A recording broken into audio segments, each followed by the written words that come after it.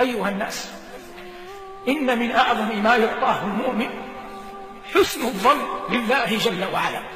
وفي الحديث أن الله جل وعلا عند حسن ظن عبده به.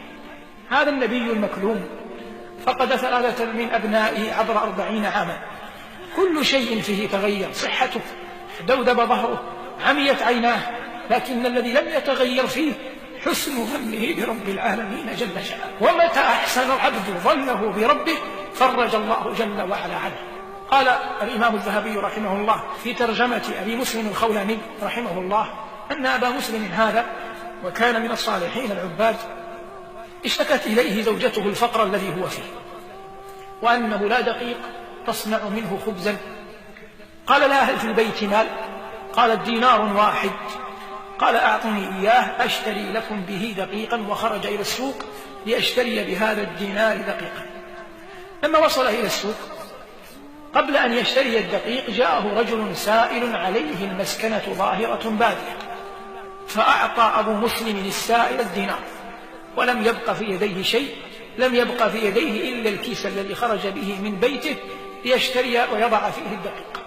فعمد إلى صاحب خشب ونجارة، فأخذ نجارة الخشب وملأ بها الكيس وحمله على ظهره وعاد إلى بيته. فلما عاد إلى بيته وضعه بين يدي امرأته وتنحى في غرفة أخرى ينتظر قدر الله. ما هي إلا برهة، وإذا بالمرأة تأتي له بالخبز. فقال لها: من أين لك الدقيق؟ قالت: سبحان الله، من الكيس الذي أتيت به. فسكت وأخذ يأكل وهو يبكي.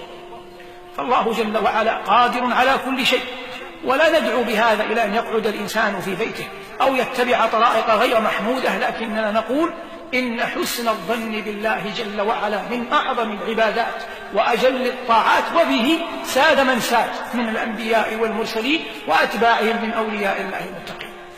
ختاما معشر الفضلاء، هذا ما تيسر إراده، ووفق الله جل وعلا قوله، والله المستعان وعليه البلاغ. وصلى الله على محمد وعلى آله، والحمد لله رب العالمين.